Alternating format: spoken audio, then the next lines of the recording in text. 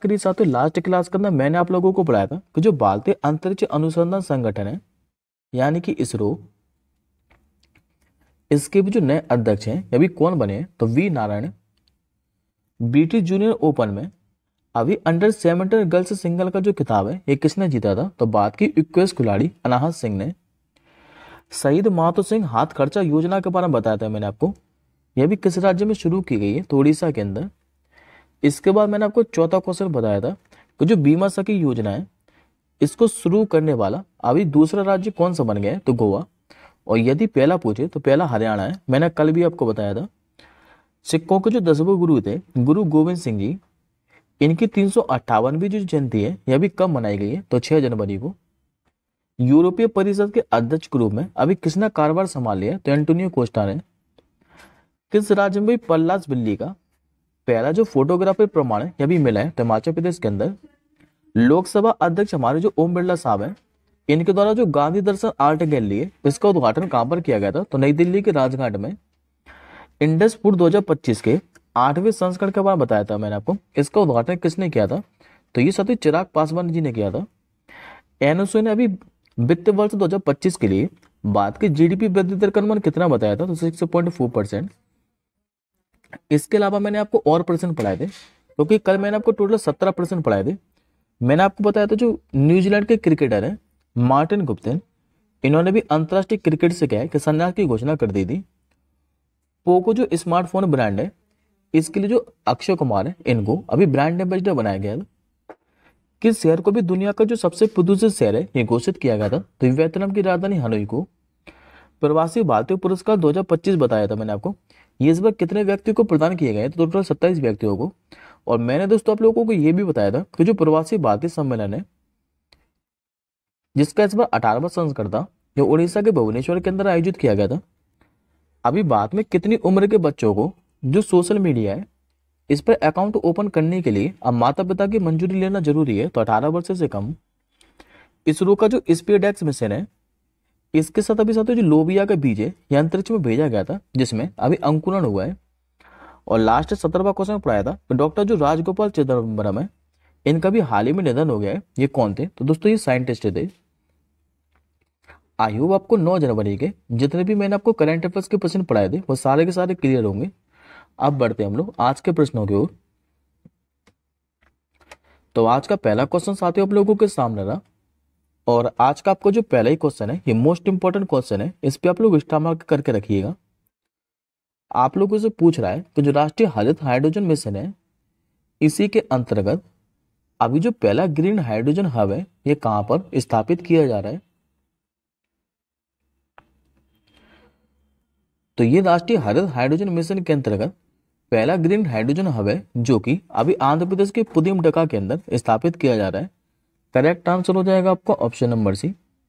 देखिए भी मोदी जी क्या है कि 2 दिन की आंध्र प्रदेश की यात्रा पर थे, और यहीं पर उन्होंने 2 लाख करोड़ रुपए से भी अधिक की परियोजना की आधारशिला रखी है, जिसमें से साथियों राष्ट्रीय हरित हाइड्रोजन मिशन के अंतर्गत ये पहला ग्रीन हाइड्रोजन हब इसकी भी आधारशिला रखी गई है, और ये आंध्र प्रदेश के पुदीमडका के अंदर रखी गई है। अच्छा, इस हरित हाइड्रोजन हब के तहत जो ग्रीन हाइड्रोजन हब है इस परियोजना का मूल्य कितना है, तो 1,85,000 करोड़ रुपए। और इस परियोजना का उद्देश्य क्या है, तो क्षेत्र में स्वच्छ है और जो टिकाऊ ऊर्जा है इसको बढ़ावा देना। साथ में दोस्तों 2 क्वेश्चन आप लोग और याद रखिएगा कि जो राष्ट्रीय हरित हाइड्रोजन मिशन है इसे शुरू कब किया गया था, तो इसे 2023 के अंदर शुरू किया गया था, और हम लोगों ने जो लक्ष्य है ये 2030 तक 5 मिलियन मीट्रिक टन हरित हाइड्रोजन उत्पादन करने का लक्ष्य रखा था, तो याद रखिएगा। बात करते हैं अब हम लोग आंध्र प्रदेश के बारे में। तो पहले आप लोग मैप में लोकेशन देखिए कि आंध्र प्रदेश स्थित कहां पर है। जितना भी साथियों आपको हाईलाइट पार्ट दिखाई दे रहा है ये येलो कलर में, ये आपका आंध्र प्रदेश है। आंध्र प्रदेश की सीमा की बात करें तो बाद में 4 राज्यों के साथ ये सीमा साझा करता है। एक तो इसकी जो सीमा है ये लगती है तेलंगाना राज्य के साथ, दूसरी अपनी जो सीमा साझा करता है ये उड़ीसा राज्य के साथ करता है, तीसरी इसकी सीमा लगती है कर्नाटक राज्य के साथ, और चौथी जो सीमा है ये साझा करता है तमिलनाडु राज्य के साथ। बात करते हैं आंध्र प्रदेश के स्टैटिक फैक्ट के बारे में। तो आंध्र प्रदेश की बात करें तो गठन की बात करें आंध्र प्रदेश का, तो 1 नवंबर 1956 को हुआ था। और एक क्वेश्चन दोस्तों और याद रखिएगा कि भाषा के आधार पर गठित होने वाला जो आंध्र प्रदेश है पहला राज्य भी था। मुख्यमंत्री की बात करें तो एन चंद्रबाबू नायडू है। राज्यपाल कौन है यहाँ के, तो एस अब्दुल नजीर। राजधानी यहाँ की अमरावती। लोकसभा की सीटों की संख्या की बात करें तो यहाँ पर 25 आपको लोकसभा की सीट देखने को मिलेंगी। राज्यसभा की सीटों की संख्या है यहाँ पर 11, और जबकि विधानसभा की सीटों की बात करें तो 176 है। और यहाँ पर साथ ही विधान परिषद भी है, क्योंकि 6 राज्यों में विधान परिषद है, उनमें से एक राज्य आंध्र प्रदेश भी है। और आंध्र प्रदेश में विधान परिषद की सीट कितनी है, तो 58। बात करते हैं हम लोग आंध्र प्रदेश के लोक नृत्य के बारे में, तो सबसे ज्यादा साथ जो फेमस है ये कुचिपुड़ी कई बार पूछा गया है, और आप लोगों ने कई एग्जामों में देखा भी होगा कि कुचिपुड़ी लोक नृत्य के बारे में कई बार पूछा गया है। लिम्बाड़ी लोक नृत्य भी आंध्र प्रदेश के अंदर किया जाता है। ढीमसा लोक नृत्य के बारे में पूछे तो ये भी आंध्र प्रदेश से संबंधित है। बुट्टा बोमालू ये भी आंध्र प्रदेश के अंदर ही किया जाता है। और बोनालू नृत्य ये भी आंध्र प्रदेश के अंदर ही किया जाता है। अब हम लोग आंध्र प्रदेश से संबंधित करंट अफेयर्स के प्रश्नों को और देख लेते हैं। तो अभी मैंने आपको दिसंबर और जनवरी महीने की बात करें तो खाली दोस्तों 3 करंट अफेयर्स के प्रश्न पढ़ाए आंध्र प्रदेश से। मैंने याद कर ये बताया था कि सरकार ने भी मुफ्त रसोई गैस सिलेंडर जो योजना है जिसका नाम है दीपम 2, इसकी शुरुआत की थी। नई समुद्री विमान सेवा के बारे में बताया था मैंने आपको, जिसका नाम है स्काई मीट सी। यह भी आंध्र प्रदेश के विजयवाड़ा से लेकर श्री सैलम के बीच में शुरू की गई थी। और आंध्र प्रदेश सरकार ने अभी जो रथ सप्तमी है इसको राज्य उत्सव भी घोषित किया था। ये तीनों प्रश्न मैंने अभी आपको आंध्र प्रदेश से ही पढ़ाए। अब बढ़ते हम लोग आज के दूसरे प्रश्न की ओर। आज का दोस्तों आपका जो दूसरा प्रश्न है यह अपॉइंटमेंट से संबंधित है। आप लोगों से पूछ रहा है कि जो भारतीय क्रिकेट बोर्ड है इसका भी जो नया सचिव है ये किसे चुना जाएगा। तो अभी दोस्तों जो भारतीय क्रिकेट बोर्ड है इसका जो नया सचिव है ये देवजीत सेकैया को चुना जाना है। करेक्ट आंसर होगा आपको ऑप्शन नंबर सी। और इनको दोस्तों निर्विरोध चुना जाएगा। अभी जो भारतीय क्रिकेट बोर्ड है इसकी जो विशेष आम बैठक है ये 12 जनवरी को होने वाली है। और इसी बैठक के अंदर जो देवजीत सेकैया है इनको बीसीसीआई का जो सचिव है निर्विरोध चुना जाएगा। और साथ में दोस्तों प्रवृत्ति सिंह जो भाटिया है इनको कोषाध्यक्ष भी चुना जाना है निर्विरोधी। बात करते हैं हम लोग बीसीसीआई के बारे में। तो बीसीसीआई का पहले आप लोग फुल फॉर्म याद रखिएगा क्योंकि कई बार एग्जाम में पूछा गया है। तो board of control for cricket in India ये बीसीसीआई का फुल फॉर्म है। स्थापना इसकी कब हुई थी, तो 1928 के अंदर। मुख्यालय यदि आप लोगों से पूछ ले तो ये महाराष्ट्र के मुंबई के अंदर है। अध्यक्ष तो वर्तमान में रोजर बन्नी। उपाध्यक्ष कौन है, तो राजीव शुक्ला। पुरुषों की टीम की यदि आप लोगों से कोच पूछे तो ये गौतम गंभीर है। और महिलाओं की टीम के कोच कौन है, तो ये रमेश पवार। और दोस्तों जो देवजीत सेकैया है इन्होंने स्थान किसका लिया है, तो इन्होंने दोस्तों जय शाह का स्थान लिया है जो कि भी आईसीसी के नए अध्यक्ष बन चुके हैं। एक बार आप लोग बाकी के नाम और देखिए, भुवनेश कुमार, वी नारायण और मनीष सिंघल। ये नाम मैंने आपको कल भी रिवाइज कराए थे। मैंने आप लोगों को बताया था जो भुवनेश कुमार है इनको भी यूआई जो DAI है जिसे आप लोग बोलते हैं unique identification authority of India, इसके भी जो सीईओ है ये भुवनेश कुमार बने थे। दूसरा नाम मैंने आपको मनीष सिंघल का बताया था। इनको भी जो एसोचैम है इसका नया महासचिव बनाया गया है। और वी नारायण का नाम मैंने आपको आज भी रिवाइज करा दिया है। इनको भी इसरो का नया अध्यक्ष बनाया गया है एस सोमनाथ के स्थान पर। अब बढ़ते हैं हम लोग आज के तीसरे प्रश्न की ओर। आज का दोस्तों आपका जो तीसरा प्रश्न है ये भी महत्वपूर्ण है, इस पे भी आप लोग स्टार मार्क कर लीजिए। आप लोगों से पूछ रहा है कि भी देश की सबसे युवा अंडर 19 जो राष्ट्रीय टेबल टेनिस विजेता है यह भी कौन बन गई है। मात्र साथियों 15 वर्षीय है, तमिलनाडु की, नाम जिनका हंसिनी। और यह भी देश की सबसे युवा अंडर 19 राष्ट्रीय टेबल टेनिस विजेता बन गई है। तो करेक्ट आंसर हो जाएगा आपको ऑप्शन नंबर डी। और इन्होंने हराया किसको है साथियों, तो इन्होंने हरियाणा की जो सुहाना सैनी है इन्हीं को हराया। अब एक बार आप लोग एडिशनल इन्फॉर्मेशन में देखिए, ये नाम दोस्तों मैंने आपको कल भी रिवाइज कराए थे, याद करिए। मैंने आपको बताया था जो अभय सिंह है ये इक्वेस खिलाड़ी है और इनको इस बार अर्जुन पुरस्कार से सम्मानित किया गया है। शतरंज खिलाड़ी वंतिका अग्रवाल का नाम ये सबसे ज्यादा महत्वपूर्ण है, इनको अर्जुन पुरस्कार 2024 के लिए चुना गया है। और अनाहत सिंह का नाम मैंने आपको कल पढ़ाया था और आज भी रिवाइज करा दिया है। इन्होंने अपना पहला अंडर 70 भी ब्रिटिश ओपन स्क्वैश का खिताब जीता था। अब इसी के साथ मैं आपको मेजर ध्यानचंद खेल रत्न पुरस्कार के बारे में और रिवाइज करा देता हूँ। हालांकि दोस्तों कल भी रिवाइज कराया था, याद करिए कि इस बार जो मेजर ध्यानचंद खेल रत्न पुरस्कार है ये 4 लोगों को दिया गया है, जिसमें साथ 3 लोगों के तो नाम है ये आप लोगों को याद होंगे ही।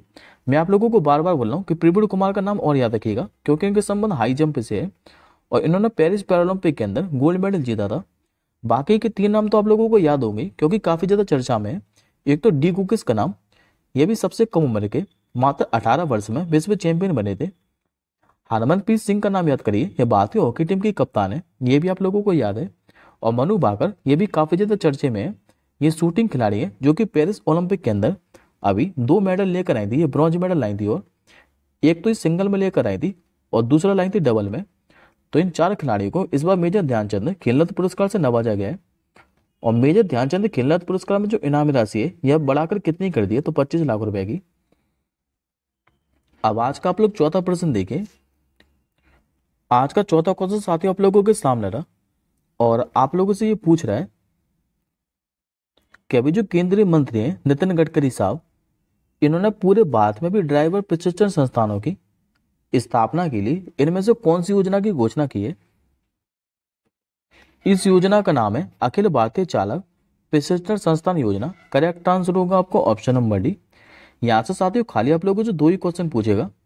एक तो आप लोगों से ये पूछ सकता है कि जो अखिल भारतीय चालक प्रशिक्षण संस्थान योजना है ये शुरू किसके द्वारा की गई है, तो नितिन गडकरी साहब के द्वारा।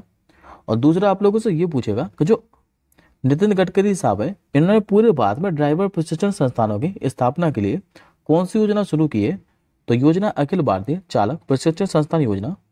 और इस योजना का उद्देश्य क्या है, तो भारत में समग्र प्रशिक्षण बुनियादी ढांचे और सड़क सुरक्षा मानकों में सुधार करना और साथ में देश में जो कुशल ड्राइवर है इनकी कमी को दूर करने पर ध्यान केंद्रित करना, ये इस योजना का उद्देश्य है।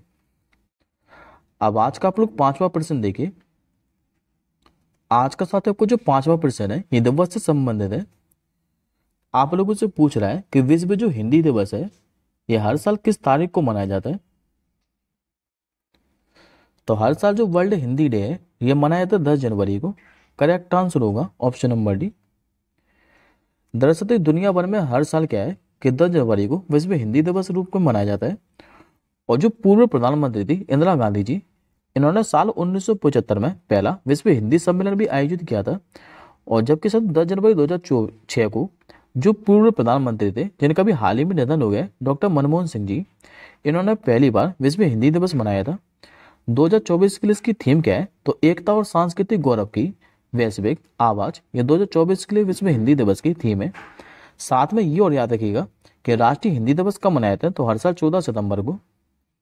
अब एक बार आप लोग बाकी की तारीखों को और देखिए, जैसे कि 4 जनवरी को हर साल विश्व ब्रेल दिवस मनाया जाता है। 9 जनवरी को हर साल विश्व प्रवासी भारतीय दिवस मनाया जाता है। और 10 जनवरी को मैं आप लोगों को बता चुका हूँ कि विश्व हिंदी दिवस मनाया जाता है। अब आज के हम लोग 6वें प्रश्न की ओर बढ़ते हैं।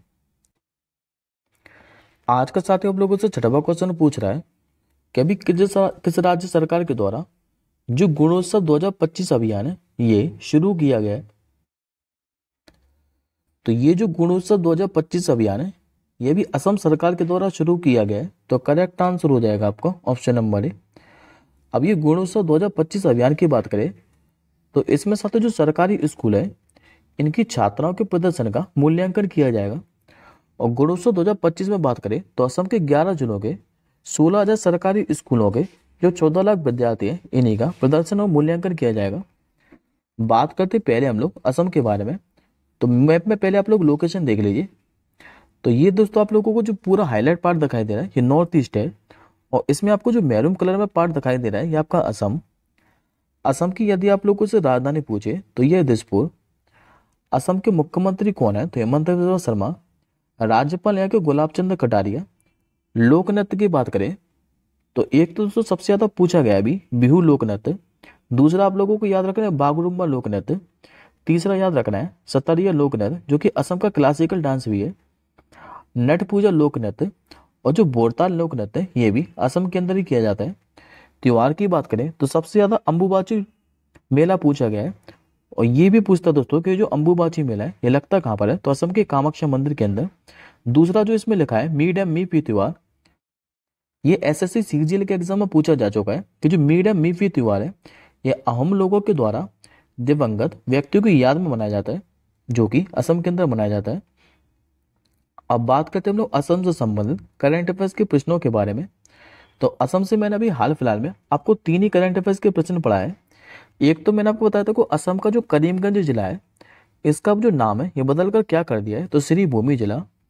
दूसरा मैंने आपको अंतर्राष्ट्रीय पर्यटन मार्ट के बारे में बताया था जिसका 12वां संस्करण असम के काजीरंगा के अंदर किया गया था।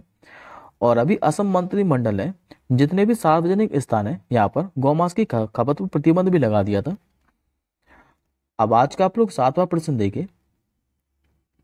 आज का 7वां क्वेश्चन आप लोगों से पूछ रहा है कि अभी किस राज्य सरकार ने एक ऑनलाइन एफआईआर प्रणाली जिसका नाम है गौणाक्षी इसकी शुरुआत की है। तो ये एक ऑनलाइन एफआईआर प्रणाली है जिसका नाम है गरुणाक्षी और इसकी जो शुरुआत है ये कर्नाटक सरकार ने की है। करेक्ट आंसर होगा ऑप्शन नंबर सी। अच्छा, गरुणाक्षी ऑनलाइन एफआईआर प्रणाली का उद्देश्य क्या है?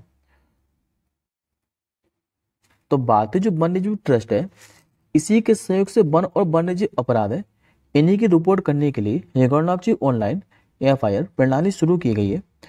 फिलहाल साथियों प्रारंभ में तो इसे बेंगलुरु शहर, भद्रावती, सिरसी और माले महादेश्वर जो वन्यजीव अभ्यारण्य है यहीं पर शुरू किया गया है और धीरे धीरे क्या है कि पूरे इसे राज्य में लागू कर दिया जाएगा। बात करते हम लोग कर्नाटक के बारे में। तो कर्नाटक का साथियों जो गठन है 1 नवंबर 1956 को हुआ था। मुख्यमंत्री कौन है? तो सिद्धारमैया। राज्यपाल यहाँ के थावरचंद गहलोत। लोकसभा की सीटों की बात करें तो 28 है। राज्यसभा की सीटें यहाँ पर 12 और विधानसभा की सीटों की बात करें तो ये 224 और यहाँ पर भी विधान परिषद है। विधान परिषद की सीट कितनी है यहाँ पर? तो 75। अब हम लोग कर्नाटक से संबंधित करंट अफेयर्स के प्रश्नों को रिवाइज कर लेते हैं। तो भारत में भी सबसे ज्यादा सार्वजनिक इलेक्ट्रिक वाहन जो चार्जिंग स्टेशन है ये कहाँ पर है? तो कर्नाटक राज्य में। कर्नाटक में अभी 21 वर्ष से कम आयु के लोगों के लिए जो हुक्का और तंबाकू है इन्हीं उत्पादों पर प्रतिबंध लगा दिया गया था। गृह लक्ष्मी योजना के बारे में याद करिए, ये भी कर्नाटक सरकार के द्वारा शुरू की गई थी। और अभी कर्नाटक सरकार ने कहा है कि जितने भी आवासीय स्कूल हैं इनका नाम बदलकर अब महर्षि वाल्मीकि के नाम पर रखा गया है। अब बढ़ते हम लोग आज के 8वें प्रश्न की ओर।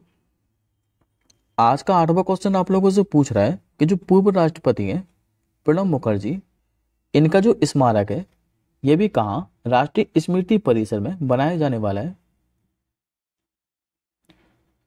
तो ये दोस्तों राजघाट नई दिल्ली के अंदर बनाया जाएगा। करेक्ट आंसर होगा आपको ऑप्शन नंबर ए। अभी साथ ही नरेंद्र मोदी सरकार ने कहा है कि राष्ट्रीय स्मृति परिसर के भीतर एक स्थान है जिसको भी मंजूरी दी है जो कि राजगढ़ परिसर का हिस्सा है और यहाँ पर जो पूर्व राष्ट्रपति है प्रणब मुखर्जी इन्हीं के लिए एक समाधि यानी कि स्मारक बनाया जा रहा है।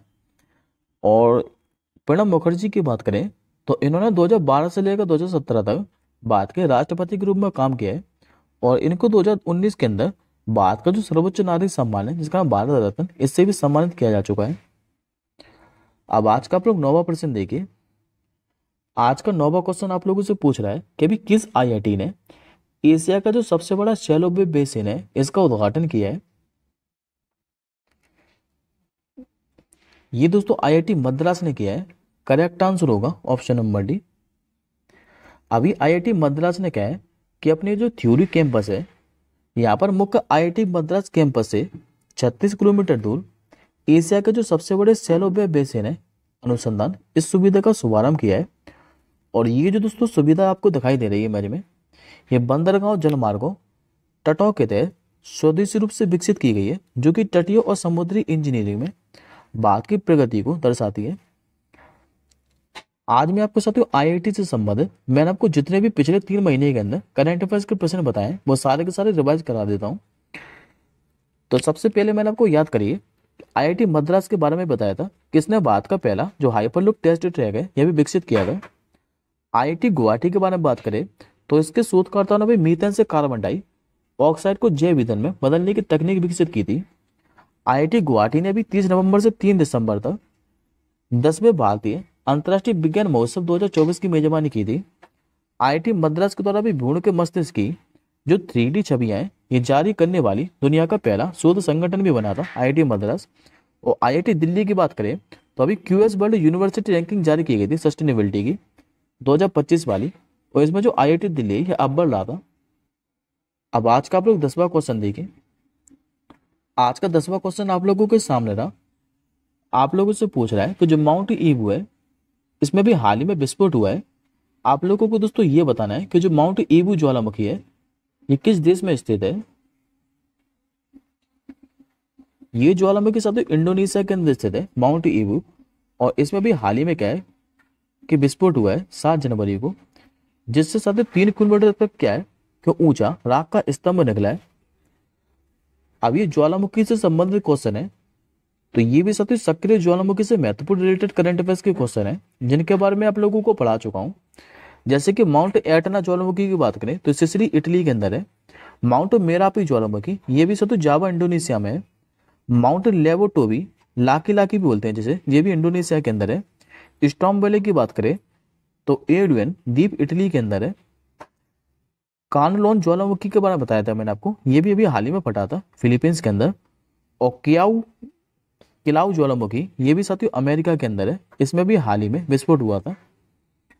अब ये आज का आपका आखिरी क्वेश्चन है जो कि आज का 11वां है। आप लोगों से पूछ रहा है कि हर घर लखपति जो योजना है इसका संबंध है ये किस बैंक से है। तो वैसे तो साथियों इस क्वेश्चन का जो आंसर है ये आप लोगों को इमेज में स्पष्ट दिखाई दे रहा है, ये स्टेट बैंक ऑफ इंडिया। और ये जो हर घर लखपति योजना है इसका संबंध स्टेट बैंक ऑफ इंडिया से ही है। करेक्ट आंसर होगा आपका ऑप्शन नंबर डी। और इसका साथी उद्देश्य क्या है, तभी भारतीय स्टेट बैंक ने क्या है कि वित्तीय समावेश को बढ़ावा देने और विभिन्न ग्राहक आवश्यकताओं को पूरा करने के उद्देश्य से 2 नवाचारी जमा योजना शुरू की है, जिसमें से एक तो हर घर लखपति योजना और दूसरी कौन सी है तो एसबीआई पेंट्रॉन्स। ये 2 योजनाओं का अभी अनावरण किया है। बात करते हैं हम लोग स्टेट बैंक ऑफ इंडिया के बारे में, तो स्थापना इसकी 1 जुलाई 1955 के अंदर हुई थी। ये भी पूछता है कि किस समिति की सिफारिश पर, तो एडी गोरवाल समिति की सिफारिश पर। मुख्यालय इसका महाराष्ट्र के मुंबई के अंदर। अभी इसके नए अध्यक्ष बन गए चल्ला श्रीनिवासलू। टैगलाइन क्या है तो हर भारतीयों का बैंक। और अभी इसके ब्रांड एम्बेसडर कौन बने थे तो महेंद्र सिंह धोनी। अब ये दोस्तों आज का आपका क्वेश्चन ऑफ द डे है, और इस प्रश्न का आंसर मुझे आप लोग कमेंट बॉक्स के अंदर बताएंगे कि अभी किस राज्य सरकार ने नक्सलियों के सरेंडर के लिए अभी एक नई पॉलिसी लागू की है। इस क्वेश्चन का आंसर मुझे आप लोग कमेंट बॉक्स के अंदर बता दीजिएगा। और इस क्लास के साथ जो पीडीएफ है ये आप सभी हमारे टेलीग्राम ग्रुप से डाउनलोड कर सकते हैं। तो एक बार सोने से पहले क्लास का रिवीजन जरूर कर लीजिएगा। इस क्लास की जो पीडीएफ है ये आपको हमारे टेलीग्राम ग्रुप पर मिल जाएगी, और टेलीग्राम ग्रुप का लिंक इस वीडियो के डिस्क्रिप्शन बॉक्स में है। तो आप लोग हमारे टेलीग्राम से जुड़ना मत भूलिएगा। अब हम जल्दी मिलेंगे अगली क्लास के साथ ही, तब तक के लिए जय हिंद, वंदे मातरम।